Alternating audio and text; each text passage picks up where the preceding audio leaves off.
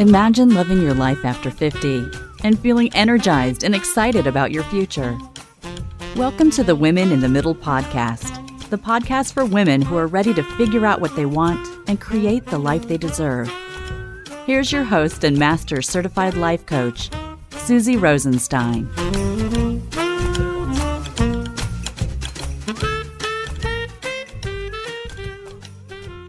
Hey there, welcome back to the podcast, Women in the Middle. I'm your host, Susie Rosenstein, and I am so glad to be here with you again for this week's episode, which is another interview in my series called Getting Real with Women in the Middle. The Getting Real interviews introduce you to amazing women who have done something scary or big, something that they would never have predicted that they would do or that their life would go in that direction. And now they're on the other side of it and they share their insights into what kind of thinking helped them move forward and make the big change. Today's Getting Real interview is with someone whose empty nest experience was a little different in that she went from pretty full nest to empty nest in a blink. Carol has 4 kids, but 3 of them are triplets, so for her, the transition was a bit drastic. She's also someone who completely created a new and interesting career path for herself. I'm thrilled to welcome Carol Molko to the podcast. Enjoy the interview. Hi, Carol. Thanks so much for joining me here on the Women in the Middle podcast. Hi, Susie. I'm so excited to be here with you. Now, you know what's fun is whenever I interview somebody in Toronto, there's a good chance we're actually in the closet and not on Zoom. So today's interview is brought to you from the Cedar Closet in Toronto. So only the most special guests get to come into the closet with me. That's so awesome. I love being here. It's surrounded by all the clothes from the 90s. Okay, so I am so excited to talk to Carol. Her life is very interesting. I'm sure you'll agree. So let's start, Carol, with the 40s. What was going on for you when you were that age? When I was in my 40s, my life was already on a whirlwind and had taken a different trajectory from what I ever thought I would be doing. I did have a mild career in the computer technology industry, which stemmed back from my university days of taking computer science and math and getting a degree there. And something happened, though, that I wasn't expecting. And I went from one child who was about 2 years old to having 3 more triplets. They were about just over 2 years apart. And I had to decide whether I was going to go back to that career. I was given a year to decide, which was wonderful. And I thought, if I go back, I'm just paying for 2 nannies to look after my kids. And I thought, you know what? I want to do this. I want to be the full-time mom. So that was back in 1997 when I gave up my career to be a full-time mom. Wow. And I bet you never looked back because I just can't even imagine how hectic those times were for you. They were a complete blur. My husband and I say that the first 2 years felt like one long day. We were just very busy looking after the physical needs of our 4 young kids. We had help and volunteers coming and going through our front door. It was a revolving door for a number of years, and I wouldn't change it for anything. I think it was the best decision I made, but it left me wanting more after they were in grade school. And I thought, what now? What do I do? A full-time mom was great, but I still needed more. So I wonder, is that where the musical theater comes in? Very nice segue and very astute of you, Susie. Growing up, my parents gave us as much as they possibly could, and I was very lucky and grateful for that.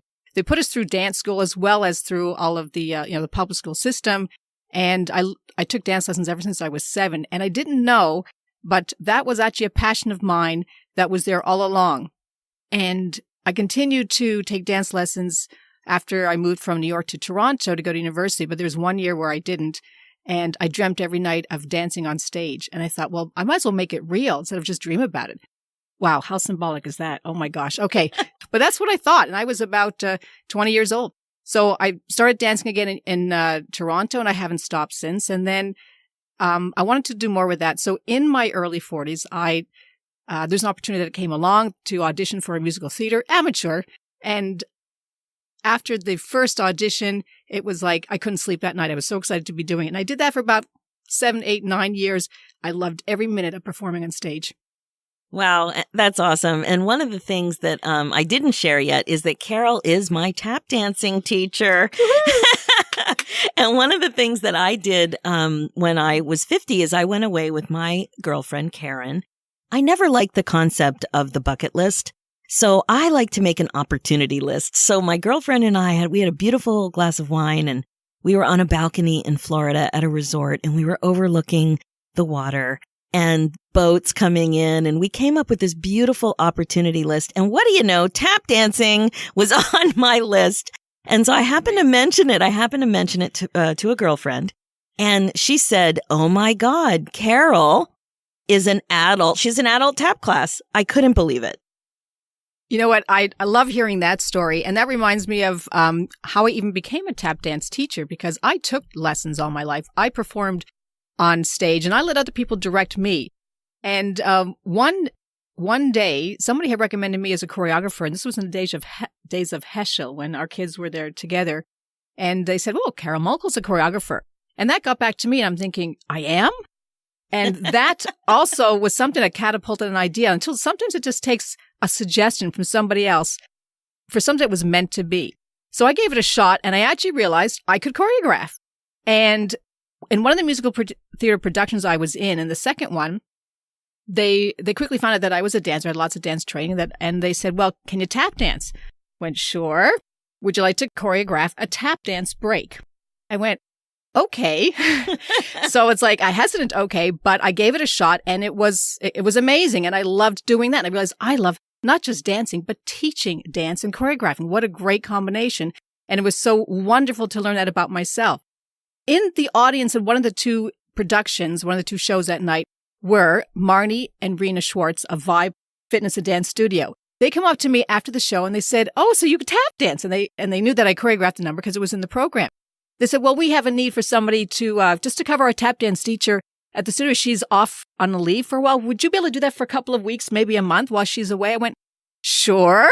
So I was like, okay. It's like all these things I never thought I could do. I just thought, instead of saying no and walking away, I said to myself, yes, I can do this. I'll figure out how afterwards, but say yes to the opportunity. So I love when opportunities present themselves, and then I just take them.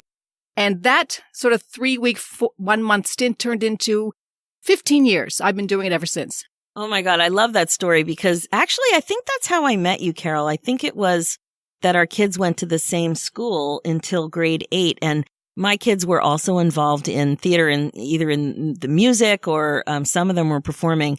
And but I didn't put it together that you would actually be in my life later on because of this opportunity list and me actually tap dancing. And I was freaked. Like, I saw it on my list and I remembered how much I loved it when I was 13 or 14. I think I only tapped for 1 or 2 years, a million years ago. And there it was on my list. And I was so scared. And then my girlfriend said that she knew that you had that adult class. And I just took a big gulp and I was like, okay, I guess now I have to put my money where my mouth is.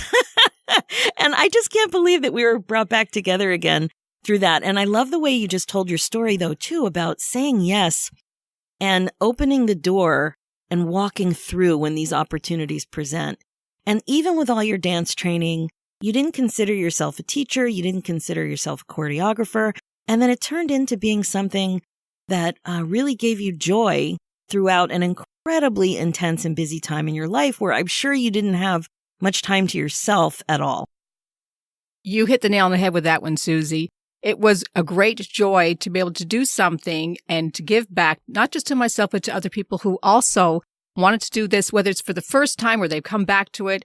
And I also learned through the many wonderful students I've had over the years that whatever one learns in their dance training, or anywhere in life for that matter of fact, you can stop after 5 years, 10 years, 20, 30 years, like my sister has done, and literally pick it up where you left off, and it all comes back. And then you get to enjoy it as an adult when you get to choose what it is that you want, what you want to do and how you want to spend your time. Taking lessons as a kid, you may not have that same insight. But as an adult, when you get to make that choice, it's wonderful. And I love having new adults in my class. And it's been great, Susie, having you in my class. And I'd have to tell you, she's a pretty good tap dancer. You got to come out and see her. So to be continued. And it was wonderful when she reached out to me on Facebook and say, "Hey, I've got a couple of friends who want to take some tap lessons." I'm like, I I made sure that I picked a night where they could all make it, just so that I could do this for them. Wow. So it's so funny. I do think, no, she was being very nice to me, but I do No, think it's true. I do think that I can see myself tapping going forward. I can see myself sticking to it. And I'm not competitive. I don't really care how much. I don't need to perform and I don't need to be great, but it is amazing exercise. Like, I am a little bit afraid of falling over, though, I have to say. It's very slippery in there. And having boys, I haven't been in a dance studio in decades. Like, the whole experience was pretty fun. And not that boys can't tap, but in my experience, my guys were into swimming and gymnastics. They weren't dancing at that point. And it's funny, they all ended up doing cheerleading at the university level. So they ended up. I saw that on Facebook. They are pretty amazing, I must tell you. Oh, they're having a good time. So, okay. So the other thing that you didn't mention was that you also had a special needs kid, so that you had a lot of obligations. I can't even imagine carving out any time when you've got that many kids and that many concerns and that much coordination going on at that point in your life. Yes, you're right, Susie. Having a special needs child on top of there being 4 little ones to look after really took the focus off of everyone else except that child to make sure that he would get the attention, the therapies, the medical advice that we needed to help him through.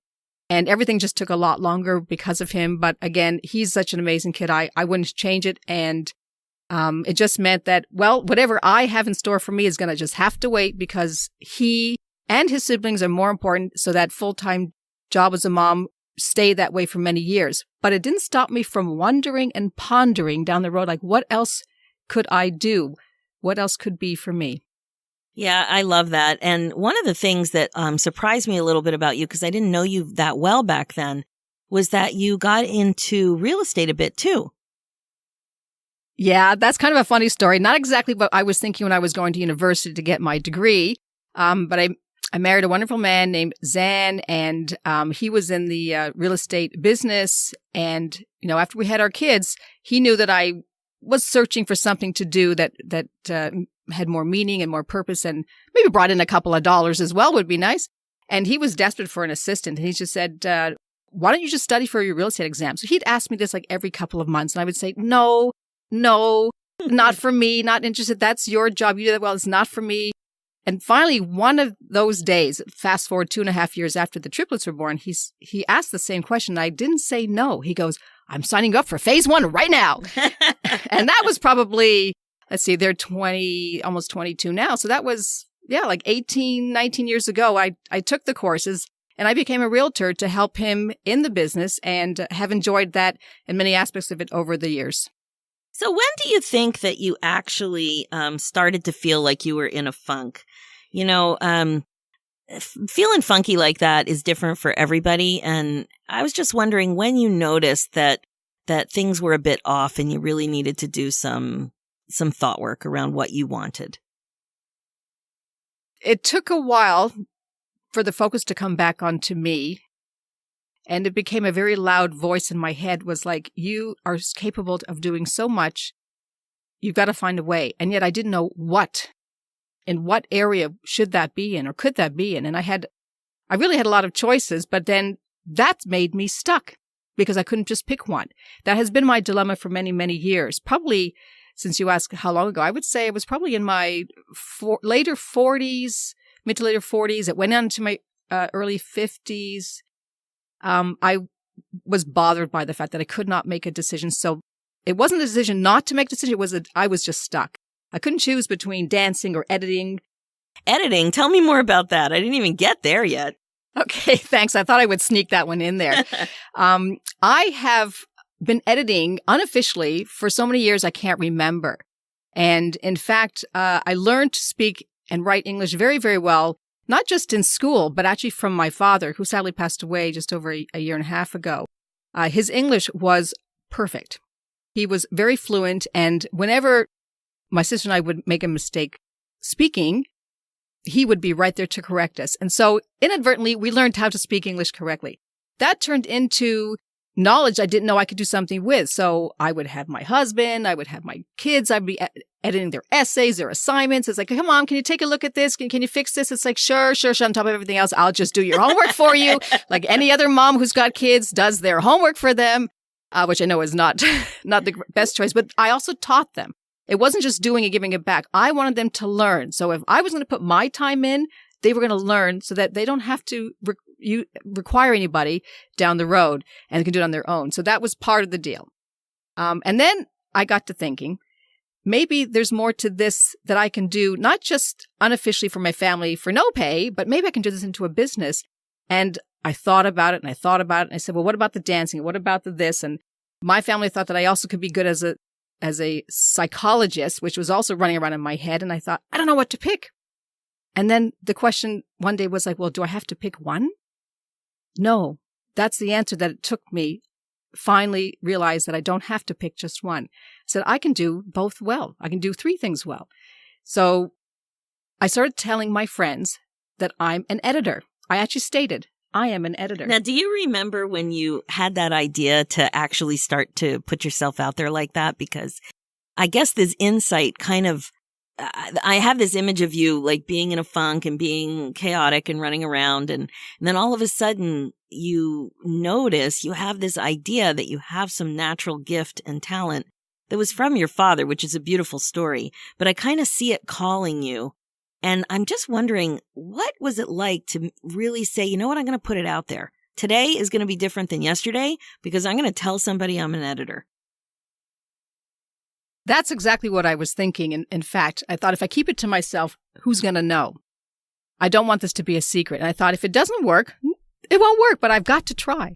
So I started to tell a couple of friends who I knew when I heard that they're writing a book or they had a book. It's like, I wanted to read the book and I wanted to ask about the editor. And if they're going to do another book, consider me for editing.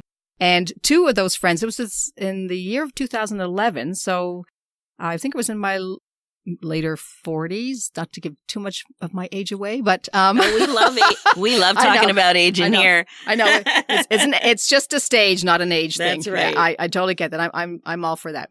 So I voiced it, and that made a huge difference because when you put things out there to the universe, it does come back to you. Just make sure that they're positive things that you put out there. And so two friends took me up on it, and I have edited for them. And then word gets around, and people make recommendations and referrals, and I did get some work from that. I did get paid, and that's also huge.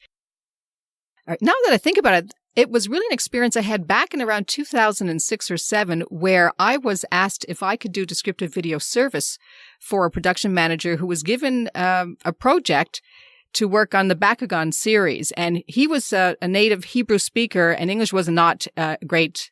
He was not great at English, but was looking for somebody who was, and he could tell that my English was very good. So he said, do you think you could do DVS or descriptive video services for me if I hired you? And I went, sure, but what is that? So he explained it to me, and I explained it to everyone listening, is that it's for the vision impaired, just like there's the closed captioning for the deaf, where you can read what's on the screen.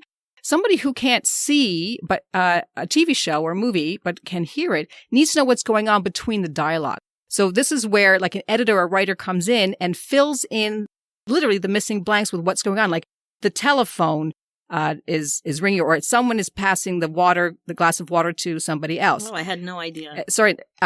So that, and you have to be non-judgmental in what you write. So you're not giving away the plot or anything or foreshadowing anything. So you have to be very, very careful with what you write. And you only have sometimes a few seconds to fill in the information. It was challenging, and I loved learning about it, and I would do that again in a heartbeat. So I did do it for the one full series with him while he was on the project. But that got me to thinking. While I was still thinking, the same production manager also asked me if I could edit animation scripts for baby TV shows. And I went, that sounds like a lot of fun. And that for me came naturally. And I did that for a couple of years for him. And hence that's where the idea of editing really was born, that brought me to like, maybe I could do this, if not for a living, at least I can do this to add to my already growing career choices and make something of it down the road. And that brought me to the 2011 point where I thought, I'm going to say it out loud. I'm going to tell my friends and have them tell their friends, and just word of mouth, and see where that goes. Now, when you think about this trajectory of the insight and your passion for language and all of that, How much of that was related to the space that you got once your kids flew the coop en masse? Okay, so 2014 was the first of 2 years where all 4 of the kids were out of the house, hence the empty nest. And when people told us, oh, you're empty nesters. And we said, yeah, I guess so. But, when they come back and visit you every 2 or 3 weeks, it's not really, not so empty like people imagine.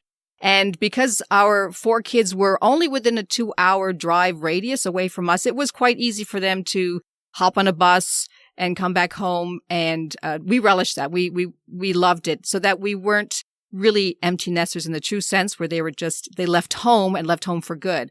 I don't know when that will be. And I'm not rushing it. And I do enjoy them when they're back home. And right now they're all back home this summer. And they are now 24 and the triplets are almost 22 years old. But it gave me a lot of time to think. I had a lot of time to think because I wasn't busy cooking dinners for 6 people. I wasn't busy doing laundry for 6 people. I wasn't busy driving around 5 people, including myself. So the thoughts were sneaking in louder than I could push them away. And it bothered me enough that it's like, I can't ignore them. It wouldn't be fair to myself to ignore them anyway. And I was thinking about this for a number of years. It wasn't an easy question to answer. What do I do now? Yeah, I love that. It's very common. A lot of my clients talk about that. Either they typically don't have a clue what they want to do, or they're too afraid to kind of listen to a thought that keeps popping in. So I totally understand the overwhelm and confusion that comes from identifying a few areas that you're interested in. And actually, that happened to me too when I was thinking about the focus for this podcast and the direction of my coaching. I was thinking, well, I've got all this experience in addiction and mental health, and I have all this experience in health promotion, and I had some tragedy and trauma early in my childhood that I could speak to. And I knew that there were so many ways that I could be of service and I could actually help people. But the thing I couldn't get out of my head, I was just so fascinated with the years for me that were between 45 and 50, where I had a job that looked amazing on paper, but I was so unhappy. I was so stuck, and I couldn't figure out why I was so stuck when every other time in my life, if I had a problem, I could just figure it out. If I knew I needed to do something, I could just get the job done. I had direction and clarity. And for whatever reason, menopause, pending empty nest, aging, 50 coming on, I was just in such a different headspace. I could not believe it. I didn't understand it. And I just whined to my friends all the time about how confused I was. What should I do? What should I do? So I personally have been always really fascinated by human behavior, and I was fascinated with myself. So interesting that this phase of my life, for whatever reason, I couldn't figure it out. And that experience, that personal experience really helped me focus on women in the middle and what it's like to see 50 coming, have the kids getting ready to leave, even though sometimes it takes 10 years. It's a transition that we love and hate. And we adjust to, because, it really is an adjustment. But it did take some time for me to really, really see that. So getting back to your story, now that you've got the voice, you've actually uttered the words, you're still dancing, and you've put it out there that you're an editor. What advice would you give to other women in the middle who are stuck and confused and just have this feeling that there's more that they could be doing? What can you suggest that they think about as they have all that spinning around in their mind? A great question, and I wished I was asked that many, many, many years ago. Yeah, me too. And I love your story, Susie, by the way. And so you've turned adversity into something so powerful and so wonderful for women. And I actually am honored to be sitting next to you and just have you back in my life. I think that's great. And we are really sitting next to each other. We really are. Like touching. Our arms are touching in the closet. In the cedar closet. Yes, yes. And I thought I wouldn't miss this experience for the world. I think if you can do it in the closet. I said, you can just do it. That's the new slogan. If you can do it, just do it in the closet. Yeah, for sure. Okay. No, I said, Carol, we don't live that far apart. But I said, you could just, in the comfort of your own home, we can do the interview on Zoom. And she's like, no, I want to see that closet. And the chemistry and the rapport that two people have, it feeds off one another, and you end up just having a much better time and perhaps interview from that. So here we are. So yeah, so what advice? Now I'm not letting you get away from the advice. Okay, be patient is the first thing, and believe in yourself is the second. And then listen to your thoughts. Don't push them away. They'll come back. And if you're not careful, they'll come back in a physical way, and you'll be fighting your physical symptoms because you're not dealing with the emotional or the mental things that are plaguing you and following you around. So you really do need to be honest with yourself and say, if you're not happy with what you're doing, ask yourself why. And then say, what options do you have? And no matter how silly or foolish or like, oh, it's not going to make any money, or it's going to be a waste of time, or what are people going to think? And what's this one going to think? It doesn't matter. It only matters what you think and how it makes you feel. So true. And one of the things I talk to my clients about all the time is the difference between the what and the how. So the question of what you want to do is completely different from how you're going to do it. But when we start to focus and spin and get all into our head and start freaking out, we're really thinking about the how most of the time. And once you figure out the what and feel really excited about the what, then it's much easier to think about the how and to look at things that might get in the way as obstacles. And then you just come up with strategies to overcome the obstacles. It's much easier to separate things out. I love the other thing that you said about being patient. I mean, really, if you make a decision to stay at home with your kids, being present and really putting yourself into the experience, just like all experiences, is so important to do. You weren't saying, I wish I could do this. I wish I could dance again. I wish I could help my husband. I wish I could focus on editing. You were just kind of responding in a very curious and open way when things came your way. And it's funny, the interview that I did recently with another Carol Rosenstein, she started a nonprofit called Music Men's Minds, and she started a nonprofit. She's in her 70s. And this is what she said too, is that you just have to dream big. You can't not open doors. Being open to opening a door of opportunity can really change your life. But if you're too fearful and too closed-minded to even see what's on the other side of the door, you're going to definitely miss opportunities, and you may not end up on the path where you can really contribute. What do you think about that? I think you're an amazing life coach. Excellent advice. Thank you. You're so sweet. So, Carol, how can people find you if they have some editing that needs to be done?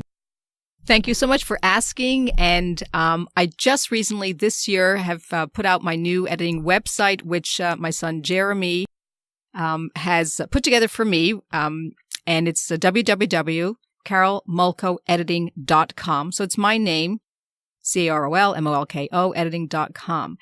And I'm very proud to say that I have finally done that, because it's one thing to just say you're an editor, but people want something. They want to see accomplishments, experience. They want to know something more about you. And I thought it's long overdue. And I'm now working on my business card, because people will ask me, can I have your business card? And all I have is my real estate one.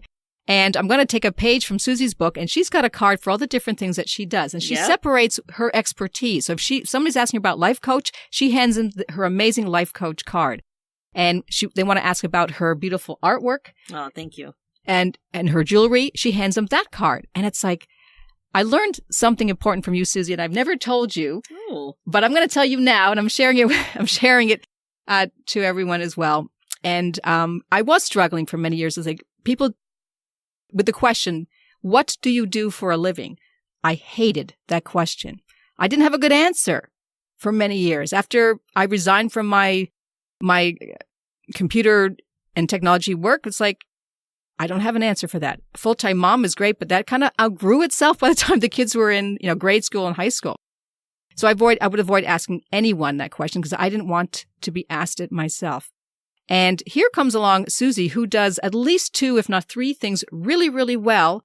And she's an expert and a professional in them all. And I took that to heart, and that meant a lot to me, that there are people out there who can be very good at more than one thing, and that's okay. So now when people ask me, what do you do for a living?